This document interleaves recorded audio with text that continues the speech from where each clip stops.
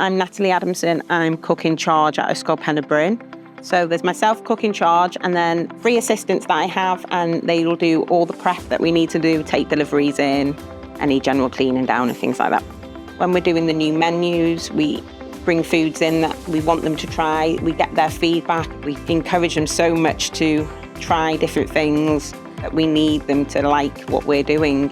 Our typical day is preparing all the food that the children eat. It can be from anywhere between 290 to 350 a day that I get told as the children come to the hatch what they want. It's a really good environment to work in. I love working in my kitchen. We have such a good laugh, my team especially. We just all pull together, just get on, and it's nice. I can have the holidays off of my son. I don't have to worry about childcare, things like that. I just love doing it. I love seeing the children's faces. I love coming to work. Sometimes it's quite hard for people to find that good work-life balance, and being in the catering team, I have got that.